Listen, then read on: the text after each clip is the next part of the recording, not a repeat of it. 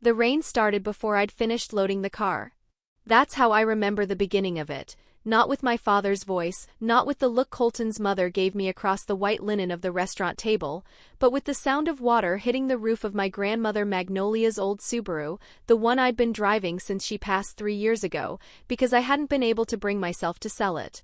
The car smelled like her, cedar and something faintly floral, a hand lotion she'd used her entire adult life that they'd apparently stopped manufacturing sometime in the 90s, so she'd bought it in bulk, and the scent had soaked into the upholstery in a way that no amount of time seemed to diminish.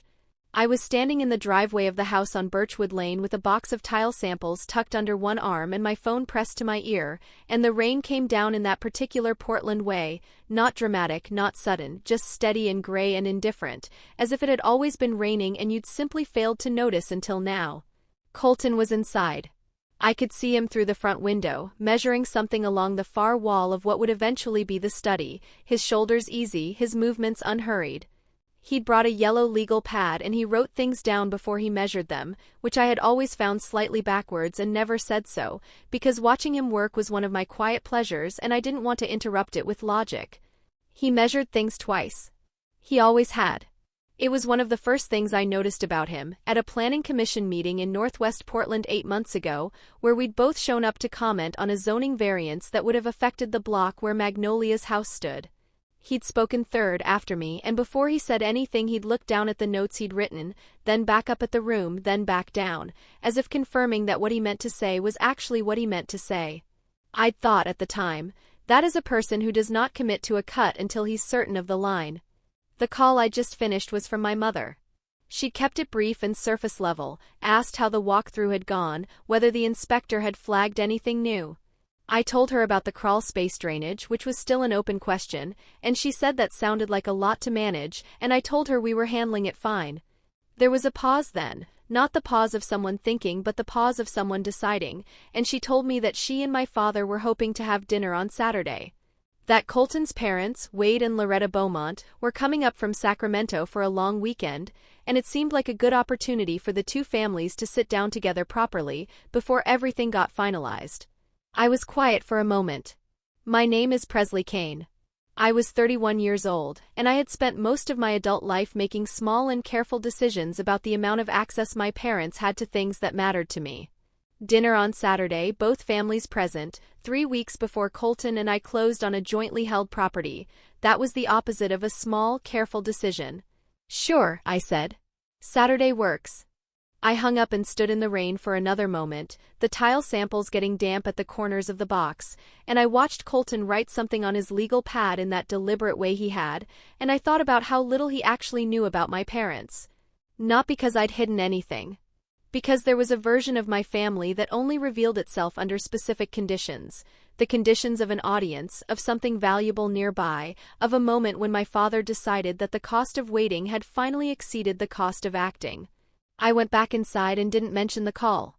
The house on Birchwood Lane had been my grandmother Magnolia's since 1987. She'd bought it the year my mother graduated high school, with money she'd saved from 22 years of teaching 3rd grade in the Portland public school system, a fact she mentioned without bitterness and without pride, just as information, the way she shared most things. She'd paid the mortgage off by the time I was 7. I remembered the afternoon she got the final payoff letter because she'd made a lemon cake and told me and my mother that the house was free and clear and that a free and clear house was the closest thing to peace of mind that money could buy. My mother had said, "Mama, you should have invested that money." Magnolia had cut her a slice of cake. When Magnolia died, quietly, the way she'd done most things, in the back bedroom where morning light came through the gap in the curtains at an angle she'd always said was worth more than any view, she left the property to me directly. Not to my mother. Not to the estate. To me by name in a will that had been notarized and filed with Multnomah County's recorder's office 14 months before her death, with a letter tucked inside the will's envelope that read, "Presley, you are the one who will take care of it." You know what I mean by that.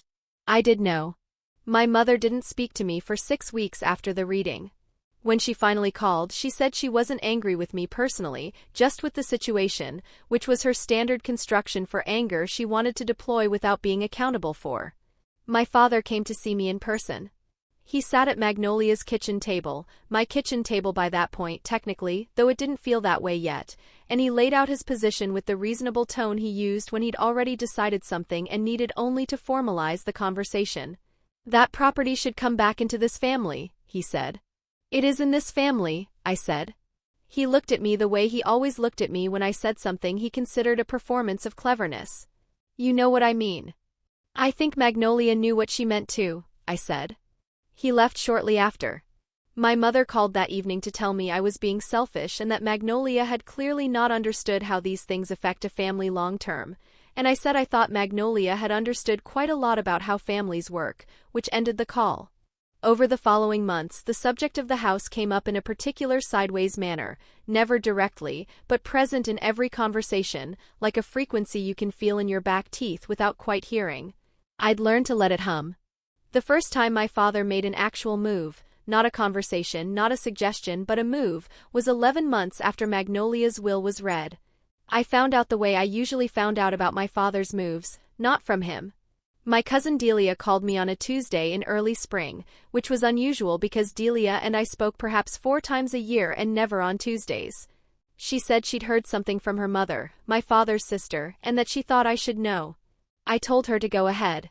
"Your dad has been talking to someone," Delia said. "A property attorney. Not family court, not estate, specifically property. About the Birchwood deed." I set down the mug I was holding. "Talking to them about what specifically?" "About whether the bequest can be challenged after the fact. Whether the fact that Magnolia didn't tell your mom, like formally discuss it with her as a spouse, as a co-inheritor of family assets, whether that creates any grounds." She paused. "Aunt Vivian said he's been at it for 2 months. She thought you should know." I thanked Delia. I hung up. I sat at the kitchen table, Magnolia's kitchen table, which still did not entirely feel like mine, and looked at the lemon cake tin I kept on the counter because I had not been able to put it away, and I thought about what it meant that my father had been spending 2 months laying groundwork for something he hadn't mentioned to me directly. It meant he'd decided the conversation route had closed. It meant he was operating on a different timeline now, one that ran parallel to the ordinary family communications, underneath them, organized around a conclusion he'd already reached. I called Dallas Okafor the following morning. Dallas was a real estate attorney who'd handled Magnolia's estate. He'd known her for years, had been the one to file her will with the county, and before that the one she'd called when the neighbor 2 doors down tried to claim an easement across her back property line in 2019, and before that I would later learn, the one she'd called approximately 72 hours after my mother first threatened to contest the will. He had a precise and unhurried manner that I trusted in the way you trust someone who has already proven themselves in a situation where the stakes were high. I told him what Delia had told me. Dallas was quiet for a moment. Then he said, "The bequest is clean, Presley. Notarized, filed, no ambiguity in the language. A challenge on the grounds of spousal non-notification would require demonstrating that Oregon law obligates a property owner to notify their spouse before bequeathing separate property. It doesn't." Another pause. "Your father's attorney, if they're competent, has already told him this. So what is he doing?" "Exploring," Dallas said. "Or establishing a record of concern. Sometimes people do that when they don't have a legal avenue, they create a paper trail of objection so that the objection exists, even if it doesn't lead anywhere." I thought about that. What should I do? "Nothing," Dallas said. "The deed is filed. The will stands. You have nothing to defend and nothing to contest. If he files a formal challenge, call me immediately. Until then, go about your life." I went about my life. 3 months later, my mother called to tell me they were dropping the inquiry. She said it in the way she said most things that were meant to be received as gestures of goodwill, quickly, in the middle of another conversation, without looking at it directly. I said I was glad to hear it. She said she hoped we could all move forward. I said I hoped so too. What I didn't say was that I had spent those 3 months watching my father more carefully than I had in years, mapping the gap between what he said and what he did, learning the specific interval between his decisions and his disclosures. I had been watching that gap my whole life, in the vague and unnameable way that children watch their parents before they have the vocabulary for what they're seeing. Now I was watching it with the particular attention of someone who has been handed the vocabulary and has started applying it retroactively to everything they remember.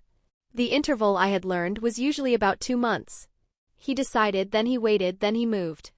14 months after the will was read, I met Colton Beaumont at that planning commission meeting, and 6 months after that, we sat across from each other in Dallas Okafor's office on Morrison Street while Dallas walked us through the property transfer agreement. The office was on the 4th floor of a building that had been a warehouse in a previous life and still carried the bones of it, exposed brick along the north wall, ceiling height that made every conversation feel slightly more serious than it needed to be, windows that looked out over the Morrison Bridge and beyond it, the east side of the city laid flat under whatever the sky was doing that day. The day we signed, the sky was doing nothing in particular. Late October, dry for once, the light thin and pale and coming in at a low angle that put a stripe of gold across Dallas's desk and made the papers on it glow faintly at the edges, the way old things sometimes look when the light hits them right. Dallas himself was a compact man in his early 60s with close-cropped silver hair and reading glasses he wore pushed up on his forehead until he actually needed them, at which point he brought them down with a single practiced motion and became immediately more focused, as if the glasses were a switch. He'd been the one to file her will with the recorder's office, and before that the one Magnolia had called when the easement dispute arose, and before that, I had only recently learned this, the one she had called when my mother first threatened to contest the will, approximately 72 hours after the reading. Magnolia had been thorough. That was the word for it. She had been thorough in the way of someone who understood that love on its own is not a legal instrument. Colton and I sat across from Dallas at the long table he used for signings, not his actual desk, which was smaller and covered in the organized archaeology of active cases, but a separate table along the west wall that was kept clear for exactly this purpose. Sawyer Finch was already there when we arrived, seated at the end of the table with her notary stamp and her log book and a thermos of coffee she'd brought from home. She was a woman in her mid-40s with an unhurried manner and the specific competence of someone who has witnessed several thousand signatures and has developed, through sheer accumulation, an instinct for which ones are genuine. Dallas walked us through the document page by page. The transfer agreement was 11 pages. Dallas did not summarize or skip. He read each operative paragraph aloud, paused, asked if there were questions, and waited for an actual answer before moving on. This was not theater. I had seen Dallas perform for clients before, when the client needed reassurance more than information, and this was not that. This was Dallas being precise because precision was what the moment required. Colton asked 3 questions. The first was about the joint tenancy language, specifically, whether the survivorship provisions meant what he thought they meant, which was that if one of us died, the property passed automatically to the other without going through probate. Dallas confirmed that was correct and explained the alternative, tenancy in common, and why we'd chosen joint tenancy. Colton nodded and wrote something on his legal pad.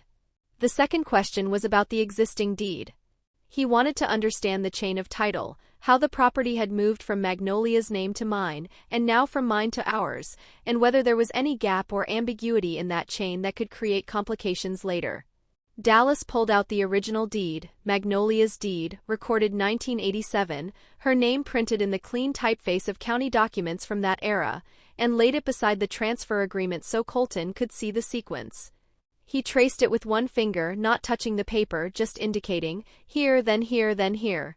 Colton studied it for a moment. Then he said he was satisfied.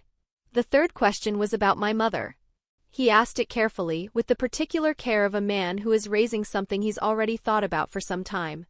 He said, "Is there any outstanding claim or challenge to the original bequest that could affect the transfer?" He didn't say my mother's name. He looked at Dallas and asked the question neutrally, and Dallas looked back at him and answered it the same way. "There was a notice of intent to contest filed approximately 18 months ago," Dallas said. "It was withdrawn before it reached the petition stage. The will stands without encumbrance. The transfer is clean." Colton wrote something on his legal pad. Then we signed. He signed first on the line Dallas indicated, with the pen Dallas set in front of him, a good pen, the kind of pen that communicates seriousness without communicating excess, a plain black rollerball that wrote with a smoothness that made the signature feel deliberate. Colton wrote his full name, Colton Wade Beaumont. He had a draftsman's signature, legible, structured, each letter formed with the same basic care he gave to measurements. Not a flourish. A statement. Then I signed Presley and Kane. Sawyer Finch leaned forward, examined both signatures, compared them to the identification we'd provided, and applied her stamp to each. She entered the date in her logbook, October 24th, and the document number, and she initialed beside the entry. Dallas gathered the pages, aligned them against the table edge, and clipped them. He made 3 copies on the machine in the adjoining room, and when he came back he set 1 copy in front of each of us and kept one for his file. The originals, he said, would go to the Multnomah County Recorder's office the following week, and we'd receive confirmation of recording within 10 to 15 business days. Any questions? He said. Colton looked at me. I looked at him. No, I said. We shook Dallas's hand. We thanked Sawyer Finch. We took the elevator down in a silence that was not uncomfortable, and when we came out onto Morrison Street, the low October light was still doing the same thing it had been doing when we went in, the same pale stripe across whatever surface it could find, and Colton reached across and briefly took my hand and then let go, and that was all. I thought, it is done. The thing that Magnolia set in motion is completed, and it is clean, and I can stop carrying it the way I've been carrying it. I thought this for approximately 17 days. The call came on a Thursday 4 days before the dinner. Not from my father, from my sister. Wren was 2 years younger than me, which put her at 29, and she had spent most of those 29 years perfecting the art of the adjacent move, never the direct strike, always the flanking approach, always positioned just close enough to the action to claim proximity, but just far enough to claim innocence when the consequences landed. She was my mother's instrument when my mother needed a softer frequency, and she was my father's advance scout when my father needed information without the visibility of asking for it himself. I had not spoken to Wren in 6 weeks. The last conversation had been brief and had ended with her telling me that I had always made things harder than they needed to be, which was her standard closing statement when she'd run out of more specific material. She called at 7:14 in the evening. I was at the house on Birchwood Lane, going through the crawl space inspection report with a highlighter, marking the items that needed contractor bids before closing. Colton was in the kitchen making something that smelled like garlic and olive oil and the particular domesticity of an ordinary Thursday. I looked at my phone screen, saw Wren's name, and let it ring twice before answering. Hey, I said. I need to talk to you about Saturday, she said. She skipped the opening, which meant she'd been coached on what to say and had rehearsed it and wanted to get to it before she lost the thread. What about Saturday? Dad is going to say something at dinner. A pause. I thought you should know. I thought it was fair to tell you. I set the highlighter down on the inspection report. Tell me what he's planning to say. He's been talking to someone. About the deed transfer. About whether Colton actually signed it or whether, she stopped. I could hear her recalibrating. He thinks there might be grounds to challenge the transfer. That Colton might not have fully understood what he was signing. Or that the signature itself might not be legitimate. The word landed with the specific weight of something that has been carried carefully to its destination. He's going to say that at dinner, I said. He thinks the Beaumonts should know. Before closing. And you're telling me this because you think it's fair? A silence. Then, Presley. I'm not, I'm on your side here.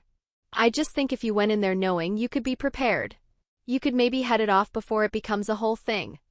I understood exactly what this was. It was a warning, yes, but it was also an invitation. She was giving me the information so that I would act on it, so that I would call my father and have the argument on the phone before Saturday, and then Saturday would arrive already diffused and my father would come to dinner having already said his piece privately, and there would be no scene. For him.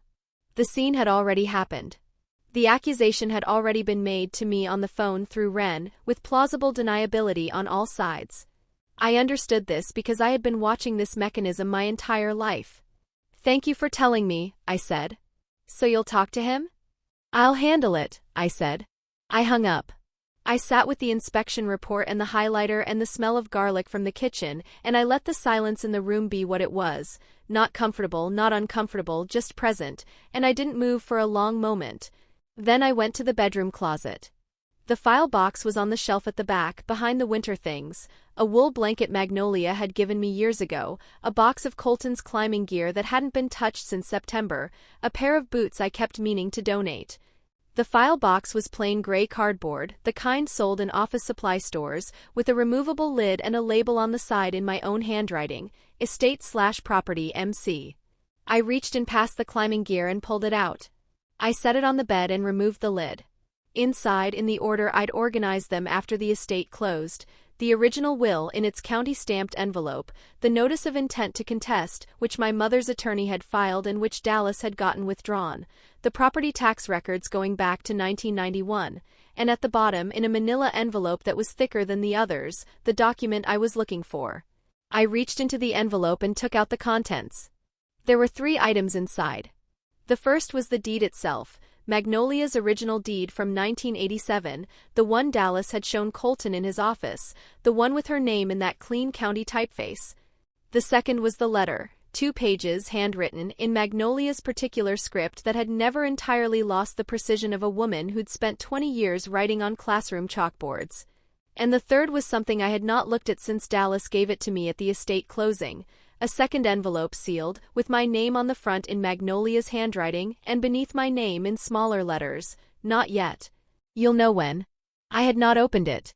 I had known in the vague way that you sometimes know things you are not ready to act on, that it existed and that it was waiting. I had filed it and covered it with winter things and left it there, in the way that you leave a door closed because what's behind it will still be there when you're ready for it and you are not yet ready. I turned the sealed envelope over in my hands. It was light, 1 or 2 pages at most, I thought. The seal had been taped as well as licked, a strip of clear tape running the full length of the flap, the way Magnolia sealed things she wanted to stay sealed. I set it on the nightstand. "Not yet," she'd written. "You'll know when." 3 weeks before closing. My father sitting across from Colton's parents, planning to call me a forger in front of the people my future was being built with. My sister calling to give me an advance warning that was also an invitation to neutralize the threat quietly, invisibly on his terms. I looked at the envelope. I picked up my phone and sent Dallas a text message. "I need to come in before Saturday. Thursday if possible. Bringing the file." He responded in 4 minutes, "Thursday 10 a.m. I'll have Sawyer's log available." I set the phone down. I looked at the envelope again. From the kitchen, Colton called that dinner was ready, and his voice carried down the hallway in the ordinary way of a Thursday evening, warm, unhurried, unaware of the specific weight of what was sitting on the nightstand 4 rooms away. I put the envelope back in the manila folder. I put the manila folder back in the file box. I replaced the lid and I put the box back on the shelf behind the winter things. I smoothed the wool blanket over it. And then I went to dinner. We ate at Magnolia's kitchen table, my kitchen table, though the distinction still did not feel complete, and Colton had made pasta with something from the garden, the last of the October tomatoes before the frost came for them, and it was very good, and we talked about the contractor bids and the crawl space drainage and whether the study wall would need additional anchoring before we put up shelving. It was an ordinary conversation. It was the kind of conversation I had understood for most of my adult life to be something that could be interrupted at any moment by the other kind. After dinner, Colton washed the dishes and I dried them, a division of labor that had established itself without discussion over the months we'd been spending evenings at the house, and while we stood at the sink I thought about what to tell him and decided to tell him the relevant parts. "Wren called tonight," I said. He handed me a bowl without turning from the sink. "What did she want?" "She wanted to warn me that my father is planning to say something at Saturday's dinner. About the deed transfer." Colton was quiet for a moment. The water ran. "What specifically?" "That your signature might not be legitimate. That you might not have understood what you were signing, or that the signature itself might not be yours." He turned off the water. He set the last glass on the drying rack and stood looking at it for a moment, the way he looked at something he was measuring, not with alarm, but with the focused attention of a person taking in a dimension before deciding what to do with it. "He's going to say that in front of my parents," he said. "That's the plan." "On what basis?" "I don't know yet." Wren didn't have specifics. "I've texted Dallas I'm going in Thursday morning." Another silence. He picked up the dish towel from where I'd set it on the counter and folded it with the automatic care of someone who folds things without thinking about it. "Presley. Has he done this before?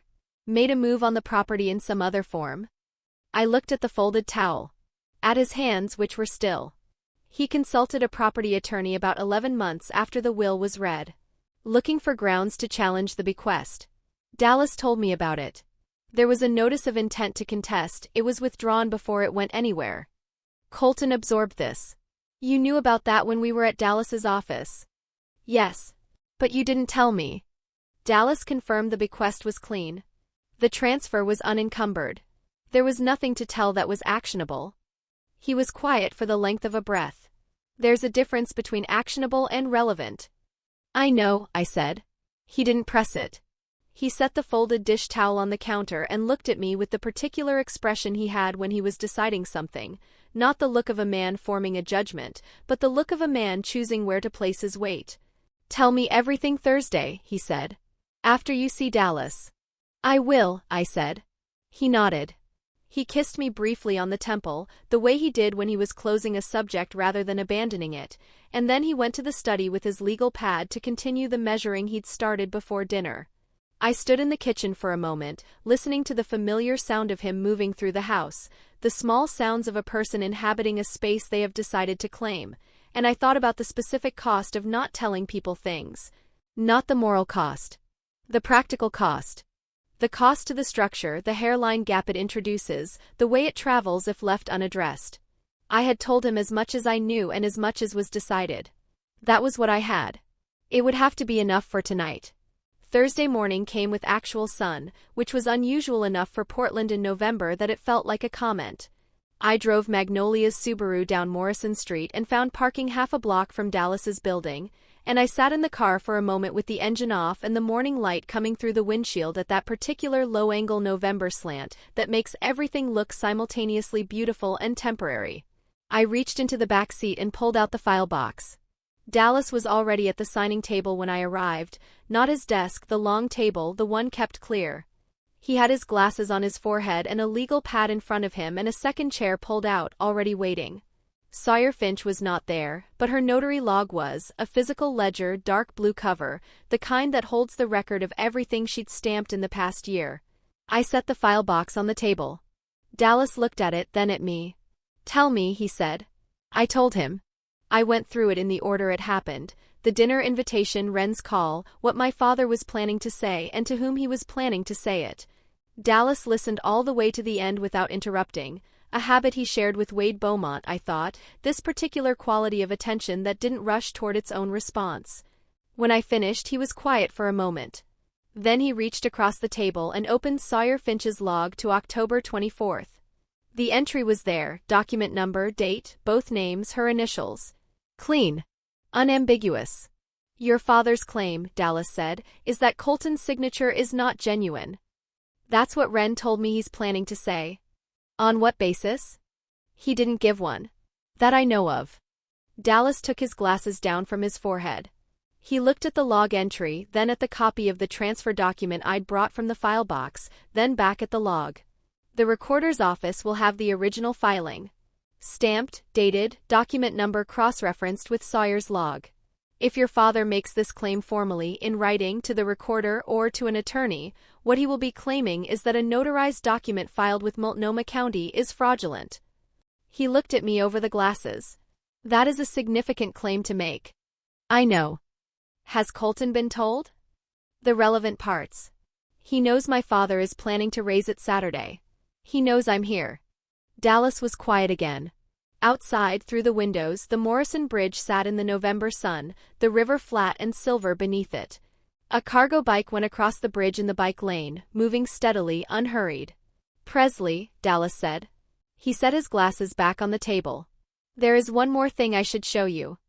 He stood and went to the filing cabinet along the north wall, the brick wall, the one that had been a warehouse, and opened the second drawer from the bottom. He reached in past several hanging folders and pulled out a manila envelope, thicker than I expected. He brought it to the table and set it in front of me. On the front, in Dallas's own handwriting, Kane Estate, supplemental. Per MC instruction, released to Presley only upon formal challenge to transfer or will. I looked at it. Magnolia gave me this 14 months before she died, Dallas said. Her instruction was explicit. If anyone made a formal challenge to the will or to any subsequent transfer of the Birchwood property, I was to give this to you. What's in it? Dallas sat back down. He folded his hands on the table. I haven't opened it.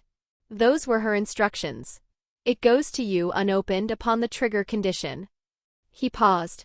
I'd say a dinner in the Pearl District where your father tells your partner's family you forged a deed qualifies as the beginning of a formal challenge.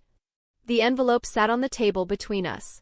I looked at it the way you look at a door you've been circling for a long time, knowing what you're going to do, taking one more moment before you do it. She came in on a Tuesday, Dallas said. I remember because I had a settlement that morning that ran long, and she was already in the waiting area when I came out. She'd brought coffee. 2 cups, one for her, one for me, even though she'd been waiting 40 minutes. He paused. She didn't explain the envelope.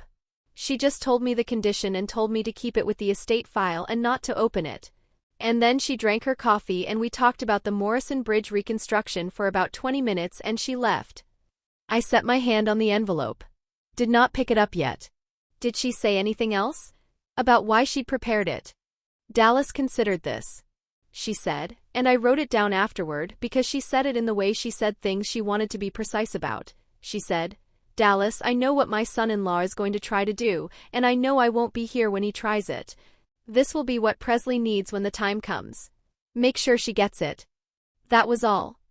The particular quality of that sentence, the calm certainty of a woman stating a prediction as a fact, from years out, about a future she would not witness, settled over the room the way low November light settles over water. Flat and still and illuminating everything at once. I know what my son-in-law is going to try to do.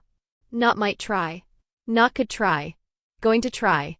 She had known. She had known with the specific, weathered certainty of someone who has watched a man operate for 30 years, and has mapped his patterns with the same precision she'd brought to everything else, the same precision she'd brought to saving for a house on a teacher's salary for 22 years, to filing the will 14 months in advance, to buying hand lotion in bulk because she understood that things that mattered had to be secured before they became unavailable. I'll open it at home, I said. Dallas looked at me for a moment. Then he nodded. All right. He reached forward and pushed it slightly closer to me, not insisting, just indicating that it was mine to take. Presley. Whatever is in there, the transfer record stands on its own. What Sawyer logged, what the county has on file, that is not going anywhere regardless of what your father says or to whom he says it. I want you to be clear on that before Saturday. I'm clear on it, I said. Good. He picked up his legal pad. Now, tell me if your father moves from dinner conversation to formal claim. If he puts anything in writing, a letter, an email, a filing of any kind, I need to see it immediately. Anne Presley, he paused, choosing his next words with the care he gave to every operative clause, I want you to know I'm going to call Sawyer tonight. She should be aware that a question is being raised about the October 24th notarization. She has the right to know before Saturday. I looked at him. She doesn't have to do anything, he said. I'm just going to make sure she knows. I told him I understood. I put the envelope in the file box on top of the other documents, and I put the lid on the file box, and I carried it down to the car in the November sun and drove home.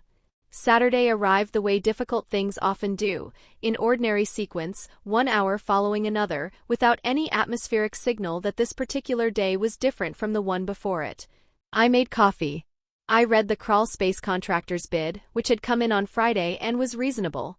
Colton went for a run and came back damp and flushed and stood in the kitchen eating a banana and reading something on his phone, and the morning had the texture of any other Saturday, which made it worse in a particular way I couldn't entirely name. Over breakfast he told me about a conversation he'd had with his father the evening before. Wade had called to check in before Saturday, to say he was looking forward to the dinner and to ask whether there was anything he should know going in. Colton had told him the basics. My father had some concerns about the deed transfer, was planning to raise them at dinner, we had all the documentation and there was nothing to worry about. How did he take that? I asked. Like a civil engineer, Colton said. He said he'd wait to form an opinion until he'd heard both sides. Then he asked if the foundation assessment had come back yet. I thought about Wade Beaumont, his large, careful hands, the way he listened to the end of a sentence before responding, the particular attentiveness of someone accustomed to reviewing structures for weaknesses before committing his name to them. I thought about what it would mean to sit across from my father in a restaurant and hear him make a claim about his son's partner, and to hold that claim the way you hold a structural assessment, neither dismissing it nor accepting it, but requiring evidence before moving in any direction. I was glad Colton had called him. We drove to the Pearl District restaurant separately. My parents were coming from the west side, Colton's parents from the hotel on the waterfront where they'd been staying since Thursday. The plan had been for all of us to meet at the restaurant at 7. Colton and I arrived at 6:50. His parents were already there, at the table Loretta had chosen near the window, and the first 10 minutes were easy in the way that beginnings sometimes are before anyone has committed to a direction. Wade Beaumont had been a civil engineer for 34 years before retirement.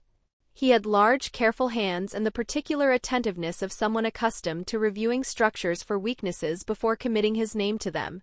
He listened all the way to the end of a sentence before responding. I found this quietly reassuring. They were good people, Colton's parents. I had understood this from the first time I met them, when Colton brought me to Sacramento for a long weekend in March, and I'd felt, for the first time in a very long time, what it was like to sit at a family table where the undercurrent was simply warmth.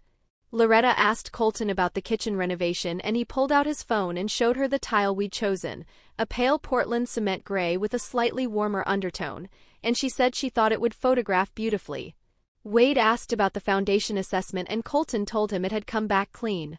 I watched this exchange, the ease of it, the genuine interest on both sides, and I thought about what my father was going to do to this ease in approximately 15 minutes, and I kept my hands in my lap and my expression level, and I let the conversation move where it moved. My parents arrived at 7:12. My father came through the door already in motion, his hand out toward Wade before he'd quite reached the table, his voice preceding him across the room. He was a large man, not tall exactly, but occupying space in a way that had less to do with physical dimension than with the conviction that any space he entered was better served by his presence. My mother followed slightly behind, close enough to observe everything, far enough to redirect if the evening required it. She had dressed carefully. She always did when there were new people to meet. We were seated. We ordered. My father and Wade found agreement on the subject of Portland traffic and held it longer than necessary, the way men sometimes do when they are warming toward each other in front of their families and need a neutral track to walk. The conversation covered the house on Birchwood, the kitchen tile, the Sacramento real estate market where Wade and Loretta had recently sold a rental property and were deciding what to do with the proceeds. My father asked Wade several questions about the rental market that demonstrated a genuine interest in the answers, which was one of the things that made him effective. He was not purely performing. He was interested in people. He simply organized that interest around his own purposes. My mother smiled at the correct moments. I was watching my father's hands. He had a habit, one I'd catalogued over years without ever naming it until I was well into my 20s, of laying his hands flat on the table when a conversation was moving in a direction he had already charted. Loose in the lap meant he was still deciding. Flat on the table meant the decision was made and he was simply waiting for the geometry of the room to reach the moment he'd selected. His hands were flat. He'd cut his steak into precise portions and was eating methodically, listening to the table with the patient attention of a man who has already written the third act and is waiting for the second to finish. Wade said, "Presley, Loretta and I were looking at the neighborhood online. That really is a lovely block. You must be so pleased the way it's worked out. Family property originally, wasn't it? Your grandmother's?" "That's right," I said. "She bought it in '87. Left it to me 3 years ago." "That's a real gift," Loretta said. She meant it simply, without subtext. To have something that was hers. "It is," I said. "We're so pleased it's worked out," my mother said, and her voice had shifted into its careful register, the one she used when she was entering territory she'd already scouted. "The whole situation, the transfer and everything, I know it's been a process. Presley and I handled it together," Colton said. He'd set his fork down. Barely perceptibly. "Dallas walked us through the whole thing. It was very straightforward." "Dallas Okafor," my father said. "Not a question." "That's right," I said. My father nodded slowly. "Good attorney," he said. He picked up his wine glass, held it, set it back down. "Good attorney." A beat of silence fell over the table, and it was the wrong kind of silence, not companionable, not the pause between courses, but the kind that has a shape to it, that someone has manufactured and placed there deliberately. Wade looked at my father. "Is there something on your mind, Beau?" My father made a small sound, not quite a sigh, not quite a laugh, and looked at Wade with an expression that managed to communicate reluctance and resolve simultaneously, as if he were a man called to do something unfortunate by a sense of duty he wished he didn't have. "I don't want to put a shadow over the evening," he said. "That is not my intention." "Beau," my mother said quietly. A cue, not a warning. No, no, it's important. He set both hands flat on the table. Wade, Loretta, I'll be direct with you because I think you deserve directness. As Presley's parents, we've watched this situation develop, and there are things that Colton's family should probably understand before everything gets finalized. Before the closing, the table had gone very still. Loretta's fork was resting against the edge of her plate. Colton had not moved. What things? Wade asked. His voice was level. He wanted the specification. My father looked at me, a long, almost sorrowful look, and then back at Wade. The transfer document, he said. The deed transfer into joint names. We have serious reason to believe that Colton's signature on that document is not his. The air in the room changed. We believe, my father continued, and his voice had found its carrying register now, that low and certain frequency that didn't require volume because it had already claimed the space, that Presley signed his name herself. That she transferred that property into joint ownership without Colton's actual consent or full understanding. In order to secure the relationship before he could make a clear-headed decision about it. Loretta was looking at her plate. Wade was looking at my father. Colton was looking at me. She's a liar, my father said. Always has been. I take no pleasure in saying that. But you are good people and you are about to have your son legally bound to a property transfer that may not be legitimate, and you deserve to know. My mother reached forward slightly, not quite touching Loretta's hand but close, and said in her carefully modulated voice, "Don't let her trap you too." I did not move. My jaw did not tighten. My hand stayed in my lap. I looked at my father and I counted the pause instead of answering it, 1 full breath, 2, 3, and then I looked at Colton. His face was very still. Not closed, Colton didn't close down, he went still the way a room goes still before a pressure change, when the air itself seems to be deciding something. Colton, Wade said, and his voice was careful and deliberate in the way of a man who builds things to spec. Did you sign that document? Yes, Colton said. Immediate. Flat. With your own hand. With my own hand. In Dallas Okafor's office. Presley was sitting directly across from me. Sawyer Finch notarized it. I asked 3 questions before I signed and Dallas answered all of them. My father made a small sound in his throat, the sound of a person who has expected an objection and is not deterred by it. I wouldn't expect him to say otherwise in front of her. That's exactly the position she's maneuvered him into. Mr. Kane. Colton's voice had not risen. It had done something more effective. It had become very precise, very specific in its register, the way a line drawn with a fine instrument is more authoritative than one drawn freehand. I'd be careful about the next thing you say. Son. My father smiled, a real smile, the kind that infuriated me because it was not performed, it was genuine, the smile of a man who believes he is in possession of a truth other people will eventually arrive at. I've known my daughter 31 years. I know what she does when she wants something badly enough to go past what she should. I was watching Loretta. Something had moved across her face, not belief, not agreement, but the thing that is worse than both, the shadow of uncertainty.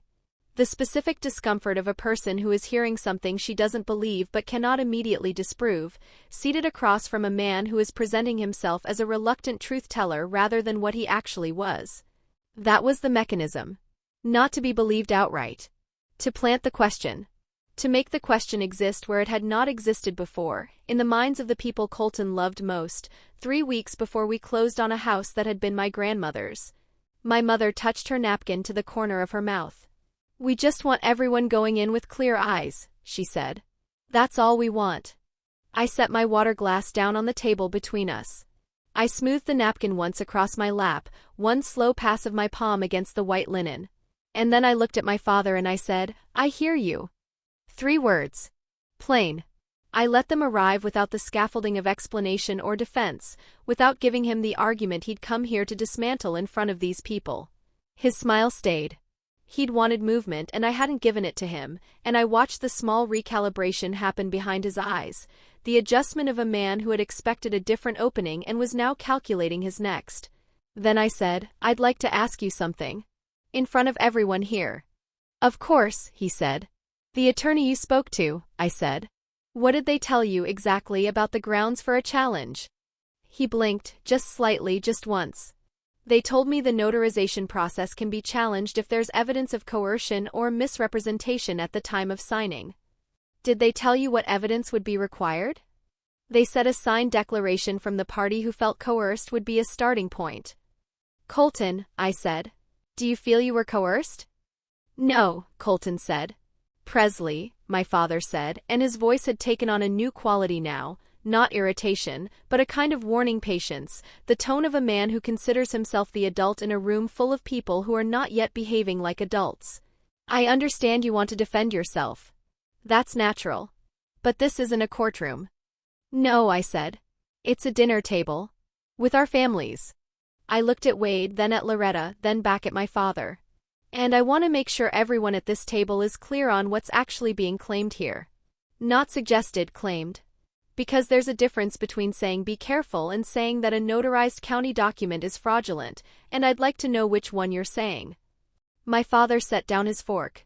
He looked at me for a long moment, the look of a man being asked to commit to a position he has been careful to keep deniable, and who is now deciding whether to commit or retreat.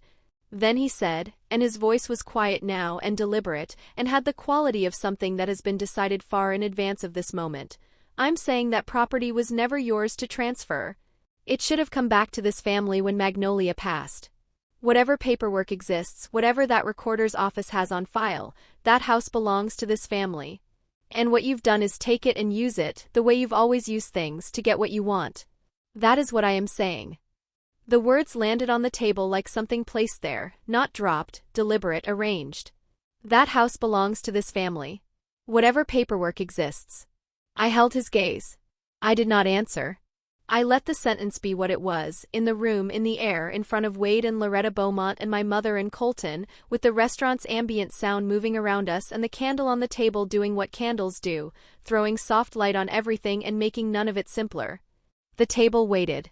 And then the door to the restaurant opened, and a woman in a county lanyard came in out of the November cold, and she stood at the entrance and looked at the room, and her eyes found our table, and she walked toward us with a manila folder tucked under her arm and the particular walk of someone who has come to a specific place for a specific purpose and has no uncertainty about either. She stopped at the edge of our table. She looked at my father. She set the folder down, opened it, and turned it so that the document inside faced outward, a county stamp transfer record, with 2 signatures visible, and a notary stamp in the lower right corner. She said, I'm sorry to interrupt. My name is Sawyer Finch. I'm a licensed notary with Multnomah County. I notarized this document on October 24th. She looked at my father. Then she looked at Colton. I have a question for the table. She placed one finger on the signature line where Colton's name was written in his draftsman's script. Is this your signature? The question sat in the air above the table. Sawyer Finch did not move. She had the stillness of someone accustomed to rooms that go quiet when she enters them. Notaries develop this, I think, the same way referees do, a comfort with being the person in the space who represents an external authority that no one in the room has the standing to argue with directly. She stood with her hand resting near the document, not touching Colton's signature now, just present beside it, and she looked at my father with the patient attention of a woman who has somewhere else to be and is nevertheless prepared to wait as long as the moment requires. My father looked at the document. Then he looked at Colton. Then he looked at me. Is this your signature? Sawyer Finch said again. She had turned slightly toward Colton now, addressing the question where it was meant to land. Mr. Beaumont. I notarized this document on October 24th. I verified your identification before you signed, I witnessed the signature, and I entered the transaction in my log. I'm asking you to confirm in front of the people at this table whether this is the signature you placed on that line. Colton looked at the document. He looked at it with the same deliberate attention he gave to measurements, to legal pads, to anything he was about to commit his name to. Yes, he said. That's my signature. Sawyer Finch nodded once. She did not produce triumph or satisfaction, she simply received the confirmation the way her log received entries, as a fact now recorded. My father said, How did you, and stopped. Dallas Okafor called me Thursday evening, Sawyer said. He told me there was a question being raised about the October 24th notarization. I pulled my log. The entry is clean. She reached into the manila folder and produced a second page, a photocopied page from her log, the relevant entry circled in blue ink, her initials beside it. She set it on the table beside the transfer document, smoothing it flat with 2 fingers. I've also filed a supplemental attestation with the county recorder's office this afternoon confirming the notarization's validity. That filing is time-stamped. It is now part of the public record on this property. She looked at my father. If a formal challenge is filed, she said, the county will have my attestation, my log entry, and the original stamped document. A challenge to this notarization would require evidence that I failed to verify identification, or that I witnessed a signature I did not witness, or that my log entry is falsified. Her voice was even factual, carrying the particular authority of someone who does not need volume because the record itself is doing the work. I've been a licensed notary in Multnomah County for 19 years. My log has been subpoenaed twice in that time and has held up both times. I'd encourage anyone considering a formal challenge to consult their attorney carefully before proceeding. She gathered the manila folder. She looked around the table at Wade, at Loretta, at my mother, briefly at me. I'm sorry to have interrupted your dinner, she said. And she walked back through the restaurant and out the door into the November night, and the door closed behind her with the ordinary sound of a door closing, and the restaurant's ambient noise moved back into the space she'd left, and the candle on our table continued to do what candles do. My father was looking at the photocopied log page she'd left on the table. His hands were flat. Wade reached across and picked up the log page. He looked at it for a moment, the entry, the date, the initials, the document number. He set it back down. "Oh," he said. "I think we're done with this topic." My father said nothing. My mother was looking at her plate. I picked up the log page and the transfer document and I put them both in my bag, beneath the table, without comment.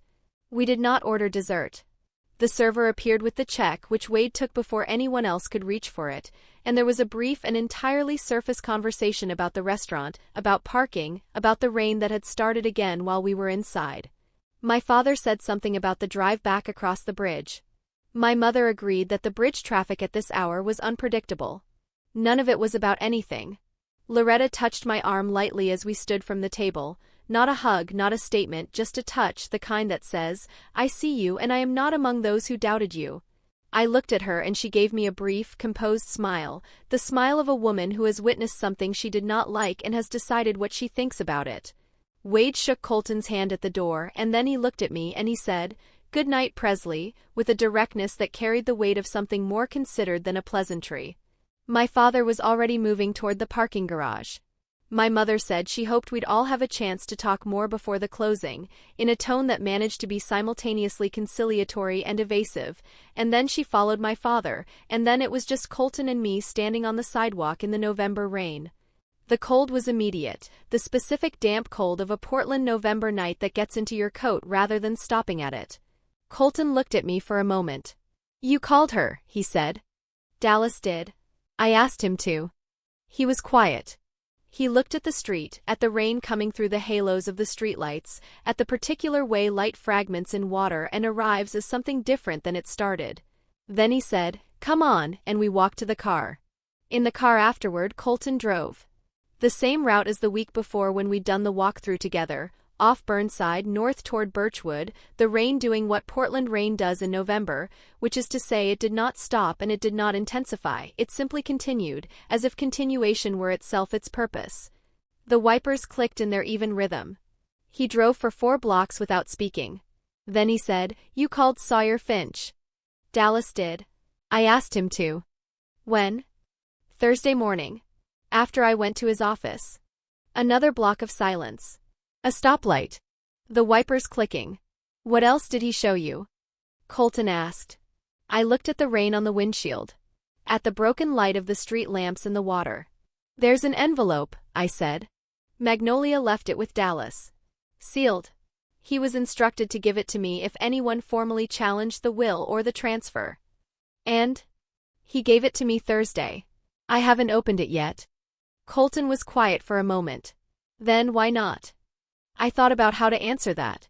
I thought about Magnolia at her kitchen table with her lemon cake, telling my mother that a free and clear house was the closest thing to peace of mind that money could buy. I thought about the particular thoroughness of a woman who had spent 22 years teaching third grade and who understood, at a level most people never articulate, that the children who struggled most were the ones whose adults had not prepared the ground beneath them before they needed to stand on it. Because I wanted to be sure it was time, I said. Colton turned onto Birchwood. The porch light was on. Magnolia's car in the driveway, the rain beating on the hood in the light from the porch. Is it time? He asked. Yes, I said. He parked and sat for a moment after he cut the engine, the rain on the roof of Magnolia's Subaru the same sound it had always been, and he looked at the house through the wet windshield, the way the porch light blurred and spread in the water on the glass, so that the house appeared slightly larger than it was, slightly more present, the way things sometimes look in rain when you are trying to hold on to them. Then he said, I want to talk about Thursday. About what you didn't tell me. I looked at him. The notice of intent to contest, he said. Your father's attorney inquiry 11 months after the will was read. You knew about it when we were at Dallas's office signing the transfer. You said it was withdrawn, that there was nothing actionable. He wasn't accusing. His voice had the particular quality it got when he was working something through while saying it aloud, flat, precise, following the line of the thing. I understand why you made that call. I'm not saying you were wrong. I'm saying I need to know that the next thing there is to know, you tell me when you know it. I sat with that for a moment. The rain on the roof. The porch light through the wet glass. The envelope, I said. When I open it tonight, whatever is in it, you'll know at the same time I know. He looked at me. All right, he said. One word. And this time the single word was different from the one he'd said in the car the week before, not the carefully neutral one, not the one with the hairline gap folded inside it, but something that had been cleared of ambiguity. A foundation, not a question. We got out of the car and went inside. We sat at the kitchen table, the table that had been Magnolia's, that I had not been able to replace for the same reason I had not been able to sell her car, and I brought the file box from the bedroom closet and set it between us and removed the lid. I reached in and took out the manila envelope Dallas had given me. I set it on the table. Colton looked at it. At the clear tape running the length of the flap, at my name in Magnolia's handwriting, at the instruction beneath it in her smaller, careful letters. Not yet, he read aloud. You'll know when. She wrote that on another one too, I said. The one that's been in this box for 14 months. I haven't opened that one either. Colton looked at me. I picked up the envelope from Dallas and worked the tape loose carefully, not tearing the flap. Magnolia had pressed it down with enough thoroughness that it came up in a single clean strip. Inside were 2 documents folded together. I reached in and took them out. I unfolded them slowly. The crease was sharp, the paper heavy, the kind of paper used for documents meant to last, and laid them flat on the table between us. The first was a 1-page letter, handwritten, dated 16 months before Magnolia's death. I recognized the opening immediately. Presley, if Dallas has given you this, then someone has done what I thought they might do. The second was not a letter. It was a deed. Not the 1987 deed, not the one Dallas had shown us in his office. This was older. The paper had the particular quality of documents from another era, slightly heavier stock, the typeface different, the county seal in the upper left corner embossed rather than printed. I looked at the date, 1961. I looked at the names on the document. The property listed was not the house on Birchwood Lane.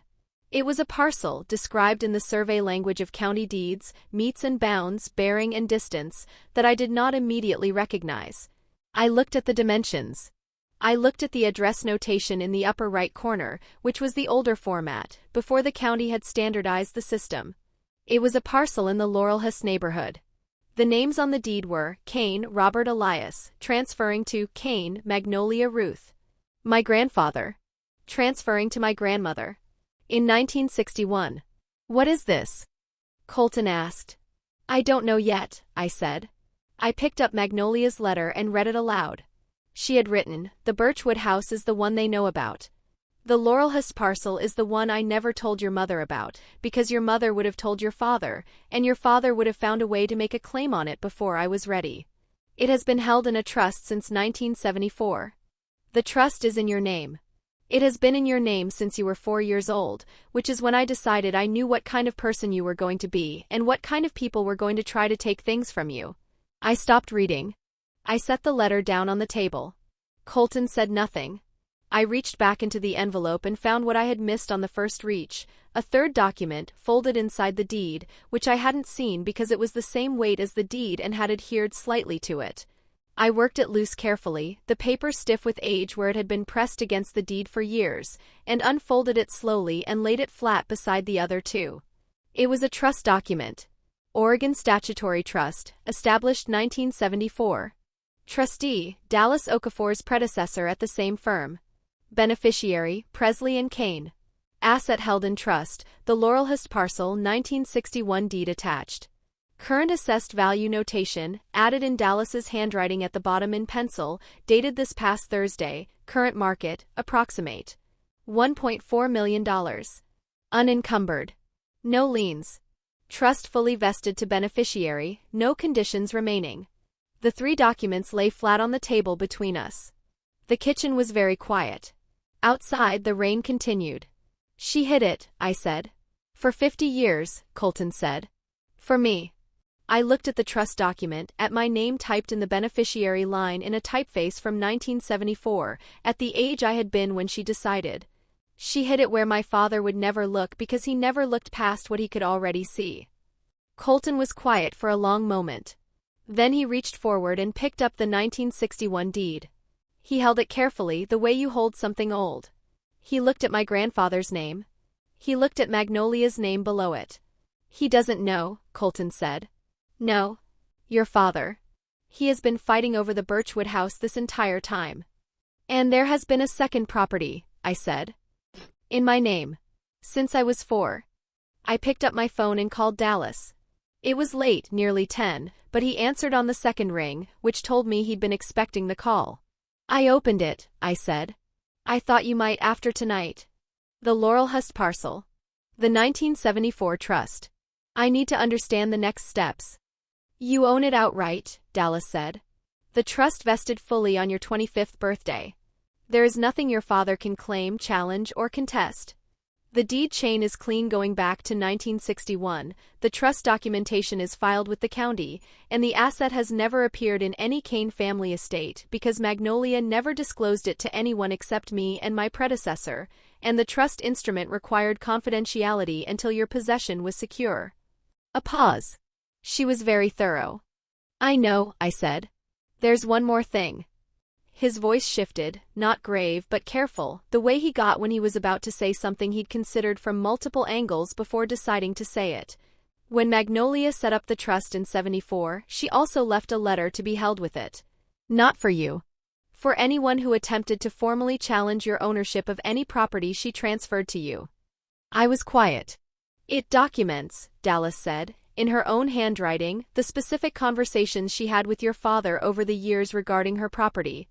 The specific statements he made. The specific requests he made that she refused. It is dated, signed, and witnessed. Another pause. It is, in short, a record of exactly who understood what about the family's property situation, and when they understood it, and what they said they intended to do about it. I looked at Colton across the table. At the three documents laid flat between us. At Magnolia's handwriting on the letter, her particular script, the classroom precision of it. Dallas, I said. I think it's time my father saw the Laurelhurst deed. A brief silence. I'll arrange it, Dallas said. I'll call him Monday morning and ask him to come to my office. I'll tell him it's regarding the Birchwood matter, which it is in the sense that it provides context he's been missing.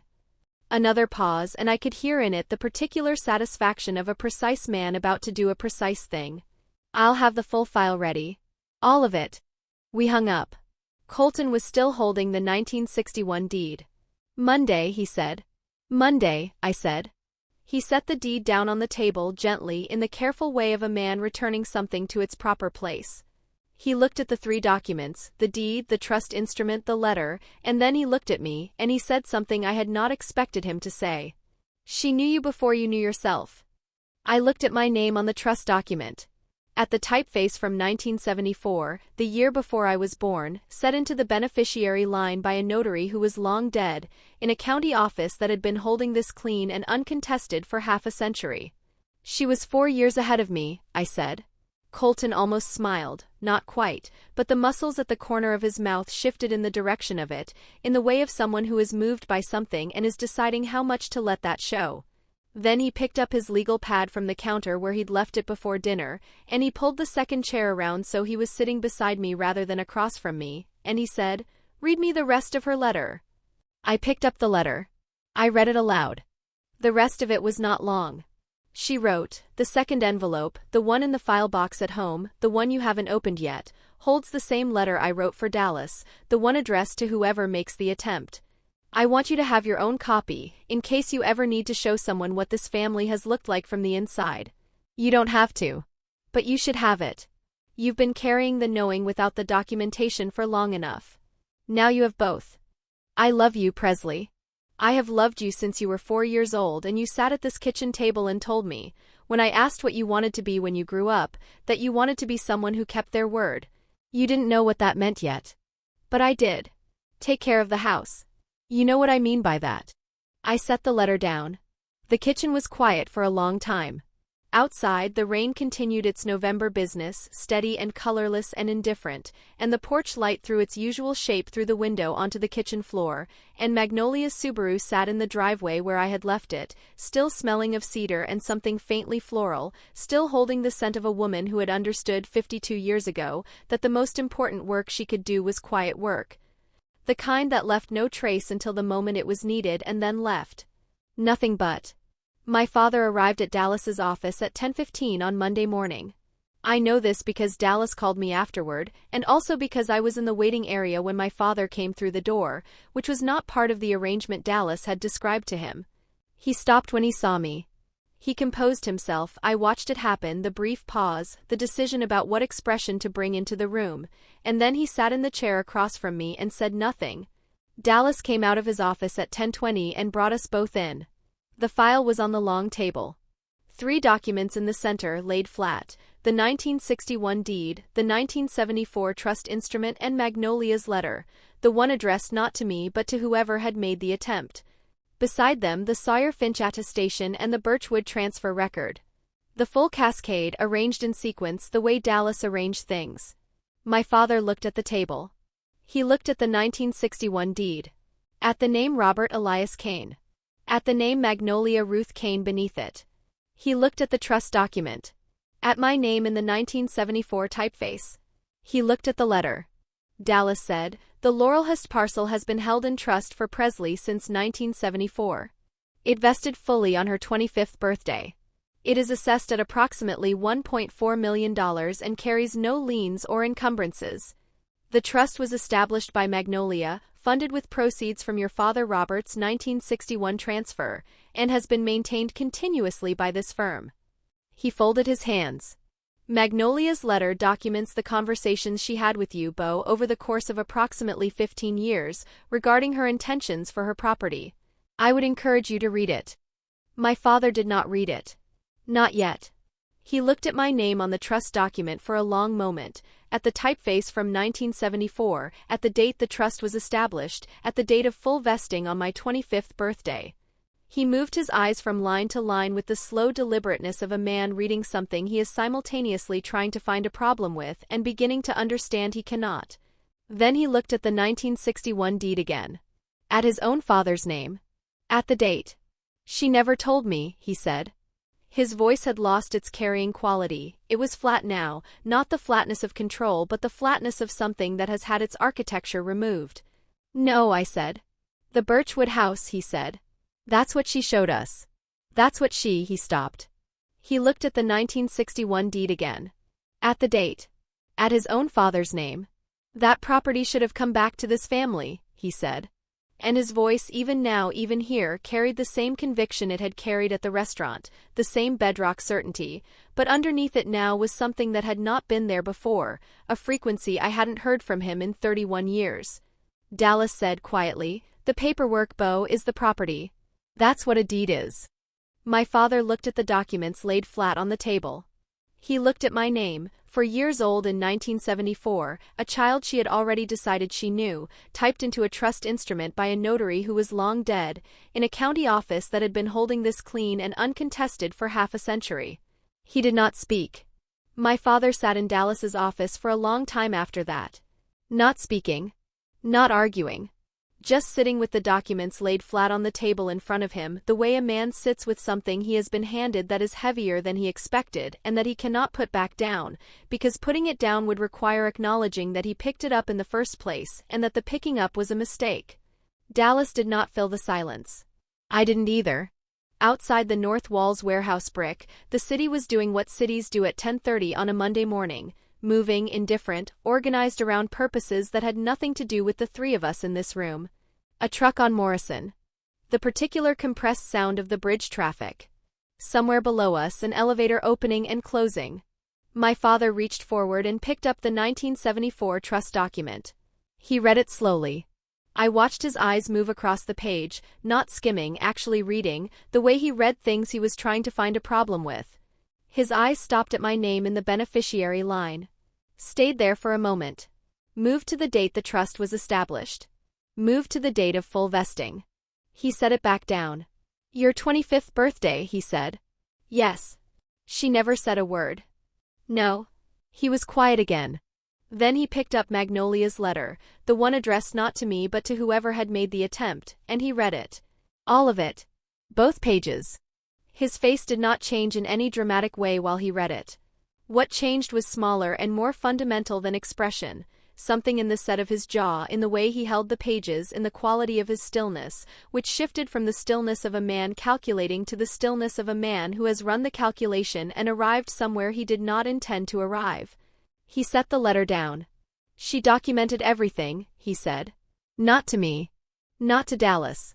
To the letter itself, or to the woman who had written it, or to some internal version of his mother-in-law that he had carried for 30 years and was now having to revise.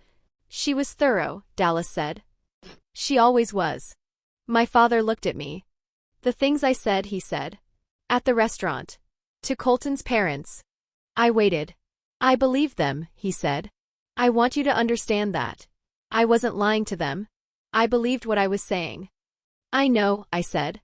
I've believed for 15 years that your grandmother wasn't, he stopped, chose differently, that she didn't handle the property fairly, that the family should have had a say. I believed that. I know you did, I said. And I was wrong, he said. The words came out level, without performance. They were not an apology, they were a finding. The conclusion of a man who has reviewed the evidence and updated his position, which was, I understood, the closest my father was capable of getting to what another person might call remorse. I smoothed the edge of the trust document with one finger, a small and unnecessary gesture, and I let the finding be what it was. The silence held for another long moment.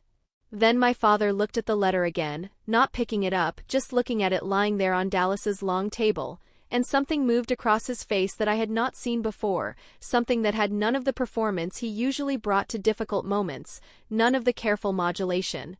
It was the expression of a man reading documentation of his own behavior, written by someone who had loved him in spite of it, and finding that the documentation is entirely accurate. She wrote it in 1974, he said. Yes. So she already knew then. Already, he stopped again. She had already decided, in 1974, that she needed to protect against something that hadn't happened yet. She knew what was going to happen, I said. She told Dallas, I know what my son-in-law is going to try to do. She said it like a fact, not a prediction. My father was quiet for a long time with that. Did she, he started, stopped, started differently. In the letter. The one she left for you.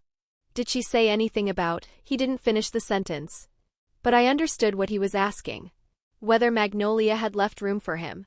Whether there was anything in what she'd written that was directed at him rather than about him. She said she loved me since I was 4 years old, I said. And she said I'd told her when I was 4 that I wanted to be someone who kept their word. My father looked at me. I let that land where it was going to land. After a while he nodded once, not the decisive nod he used to close a topic, but a smaller one, the kind that means, I've heard that. I'm going to carry it. He pushed his chair back from the table. He stood. He straightened his jacket in the reflexive way he did when he was recollecting himself after something difficult. I'll be in touch, he said to Dallas. Dallas nodded. My father walked to the door. He put his hand on the frame and stood there for a moment, his back to the room, looking out into the hallway. The things I said to the Beaumonts, he said, without turning. I'll need to address that. Yes, I said. You will. He left. Dallas and I sat at the table for a moment after the sound of the elevator had come and gone. Well, Dallas said. Well, I said.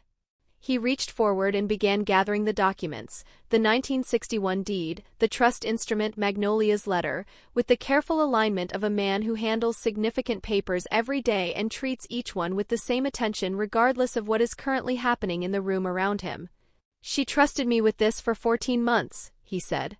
He was not talking to me exactly, more thinking aloud in the way precise people sometimes do when they've been part of something and are taking stock of it. I used to wonder, those first years after she gave it to me, whether the condition would ever trigger. Whether he would actually move. He set the documents into the folder. She never seemed to wonder. No, I said. She didn't. He looked at me over his glasses. What are you going to do with the Laurelhurst parcel? I thought about that. I don't know yet. Magnolia held it for 52 years without doing anything with it. I think I can take a little time. Dallas almost smiled. I think she'd consider that a reasonable approach. He closed the folder and set it aside. The Birchwood closing is still on for Wednesday. I know. Nothing that happened this morning changes that. I know that too, I said. The closing happened on a Wednesday, 21 days after the restaurant dinner, in a title company office in northwest Portland with a view of the West Hills that was obscured entirely by low cloud. Colton and I arrived 5 minutes early and sat side by side in the waiting area, in the particular silence of a moment that has been a long time coming and that you are not quite ready to release into the past tense. The title officer was a man in his 50s who moved through the paperwork with the practiced efficiency of someone who has overseen several thousand transfers and has learned to give each one the right amount of gravity.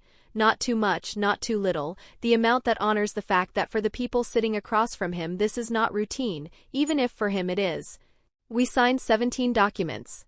Colton signed first on each one in his draftsman's hand, and I signed second, and the title officer notarized and witnessed, and when the last page was done he gathered the full set and clipped them and looked up and said, "Congratulations.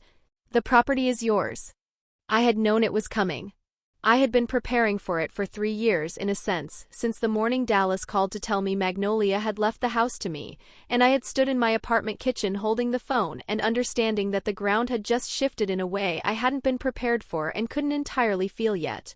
I had been preparing for it for 31 years in a longer sense, the whole length of a life spent watching someone build something quietly, carefully, in the spaces no one was looking at.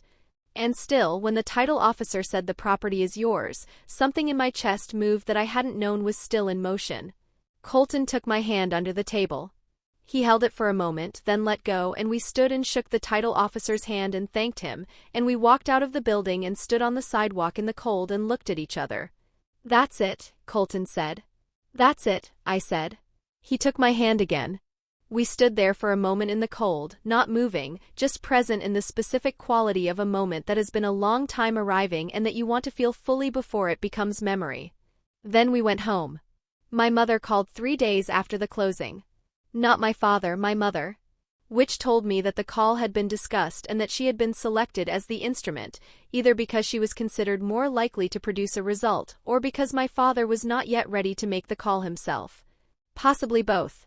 She asked how the closing had gone. I told her it had gone well.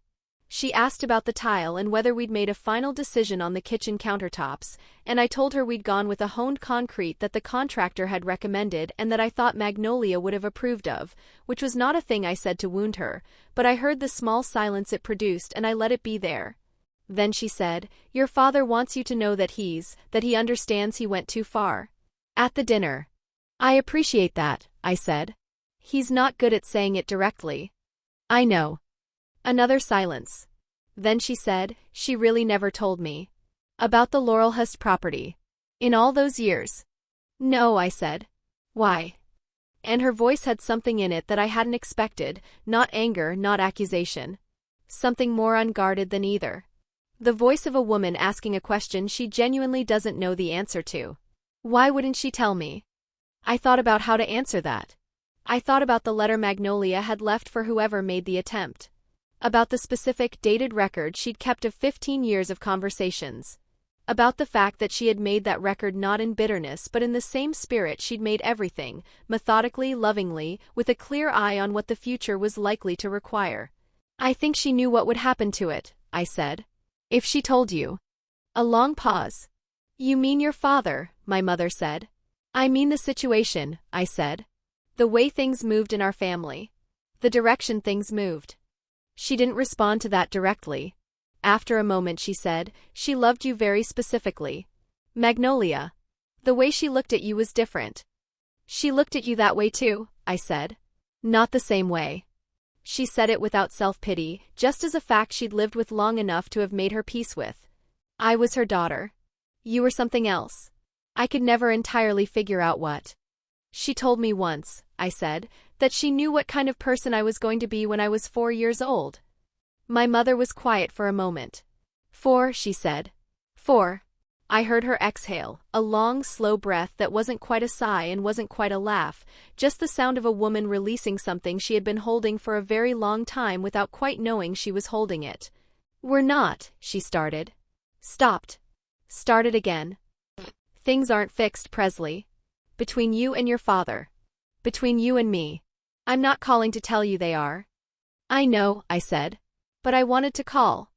I'm glad you did, I said. And that was true. It was not everything and it was not enough, and the distance between us was still what it had been for most of my adult life, real and structural and not the kind of thing that closes in a single phone call. But she had called. Without being asked. And she had said we're not fixed instead of everything is fine, which was the most honest thing I could remember her saying to me in years. We're not fixed. But she had called. I set the phone down on Magnolia's kitchen table and looked at the 3 documents still sitting in the file box on the counter, the 1961 deed, the trust instrument, Magnolia's letter, and I thought about what it meant to prepare the ground before someone needs to stand on it. To do it quietly. To do it without telling anyone. To do it and then wait, with the patience of a woman who spent 22 years at a chalkboard understanding that some lessons take decades to land. Colton found me there a few minutes later. He came in from the study where he'd been measuring something, still measuring things, still twice, and he looked at the file box and at the documents and at me sitting at the table, and he pulled out the chair across from me and sat down. Your mom? He asked. Yes. How was it? Partial, I said. Honest. Better than I expected and less than I needed. About right. He nodded. He understood partial. He was a man who built things in stages, who knew that the framing and the finish were different phases of the same project, that you didn't get to the finish without the framing and you didn't mistake the framing for the finish. He reached across the table and picked up the 1961 deed. He'd held it before, the night we opened the envelope, but he held it differently now, not with the careful distance of something unfamiliar, but with the ease of something that had been handled enough times to feel known. 50 years, he said. 52, I said. From when she set up the trust to when Dallas gave me the envelope. She was patient. She was thorough, I said. There's a difference. Patient is about waiting. Thorough is about making sure that when the time comes, everything is where it needs to be. Colton set the deed down on the table. He looked at it. My dad called, he said. This morning. He wanted me to tell you that he's sorry for the doubt. His words, I let doubt in when I shouldn't have. He asked me to pass it along. I nodded. He also said your father called him. I looked up. Yesterday, Colton said. I don't know what was said. Dad didn't tell me the content, just that it happened. He said it was a hard conversation and that he thought Bo was trying. I sat with that for a moment. The image of my father making that call, dialing Wade Beaumont's number, waiting for the answer, beginning a conversation he could not have anticipated having 6 months ago, was not entirely believable, and was also, somehow, entirely believable. My father was a man who acted from conviction, and when his conviction was wrong he was capable, occasionally, of acting from the corrected version of it. Slowly. Without announcement. In the way of someone who considers the correction a private matter. It was not the same as an apology. But it was not nothing. I thought about what Magnolia had written in her letter. She's a liar, your father told people. Always has been. She had documented those words, set them down in her particular handwriting, dated them and kept them in a sealed envelope in a filing cabinet in a law office, waiting for exactly the moment they would matter. Not to use as a weapon. To use as a record. There is a difference between the two, and Magnolia had always known it. My father had said those words at the restaurant table in the Pearl District, in front of the people Colton loved most, in front of the people I was building my future with. And now those words were part of a county record. Part of Dallas's file. Part of a letter written by a woman who had understood, with absolute clarity, that the most dangerous thing you can do to someone who depends on doubt is to document the truth in a form that cannot be undone. She's a liar. Always has been. The words had been spoken as a certainty, as a 31-year conviction delivered with the authority of someone who believed himself to be the final word on his daughter's character. And now they sat in a file in a lawyer's office in a building on Morrison Street, cross-referenced with a notary log and a county-stamped deed and a trust instrument dated 1974, surrounded by documentation so thorough and so clean that there was nothing left to challenge, nothing left to question. Nothing left to argue about except the specific quality of what it means to be known by someone who saw you clearly from the very beginning. I let the words move through me and settle and go still. I went to the Laurelhurst parcel for the first time on a Saturday in December, 3 weeks after closing. Colton drove. The parcel was a narrow lot between two houses that had been built in the 80s, vacant, grown over with the particular determined vegetation of a Pacific Northwest lot that has been left alone long enough to develop opinions about its own future. Blackberry canes along the back fence, a stand of young alders along the north edge, moss on everything. I stood at the property line and looked at it. Colton stood beside me. "What are you going to do with it?" he asked. I looked at the alders. At the moss. At the particular quality of December light in Portland, which is low and gray and nonetheless manages, on the right days, to make everything look as if it is illuminated from within rather than from above. "I don't know yet," I said. "Magnolia held it for 52 years without doing anything with it. I think I can take a little time to decide." Colton looked at the lot. He pulled out his phone, and for a moment I thought he was going to look up zoning or pull up a map, and then I saw that he was doing something else. He was pulling up the photo of the kitchen tile, the pale Portland cement gray that Loretta had said would photograph beautifully, and he was looking at it, and then at the lot, and then back at it. "It could be a garden," he said. I looked at the blackberry canes. "At the alders." "It could be a lot of things," I said. He put his phone away. He took my hand. We stood at the property line in the December cold, in the low gray light of a city that had been raining since October and would rain through March, and I thought about a woman who had looked at a 4-year-old child and decided she knew what kind of person that child was going to be. I thought about what it meant to be known that early. To have someone see the shape of you before you knew it yourself, and to quietly, methodically, build the ground beneath your feet while you were still learning to walk on it. That property should have come back to this family. My father's words. The same words he'd said at the kitchen table 3 years ago, the same words he'd said at the restaurant in the Pearl District, the same words he'd said at Dallas's long table on a Monday morning in November, each time with the same conviction, each time organized around an object he could see and pointed away from the one he couldn't. Whatever paperwork exists. Whatever paperwork exists. The paperwork is the property. That is what a deed is. I let the words move through me and settle and go still. Then I looked at the lot, at the alders and the moss and the blackberry canes and the December light on all of it, and I thought, Magnolia, you were so thorough. There are things that families do to each other that don't have clean names. Not abuse, not abandonment, something more ordinary and more durable than either. The slow work of making a person feel that what they hold is not really theirs. That the ground under them is borrowed. That the correct posture is gratitude rather than ownership. Magnolia understood this. She understood it so well that she spent 52 years doing the quiet, methodical opposite of it. Not arguing. Not confronting. Just preparing. Just making sure. 3 things stayed with me from all of it. 1. A document filed is not the same as a document displayed. The most important protections are often the ones that nobody knows are there until they're needed. 2. Silence is not the same as agreement. Every time I didn't argue, every time I let a statement land without filling the space after it, I was not conceding. I was waiting for the room to be ready. 3. The people who try to take things from you are almost always operating on incomplete information. Not because they're stupid, but because the person they're trying to take from has had a very long time to make sure they stay that way. This story is a work of fiction, inspired by real emotional truths many families carry. If this reminded you of your own family, of something held quietly, of ground prepared by someone who loved you before you knew you needed it, tell me where you're watching from. And subscribe for the next one.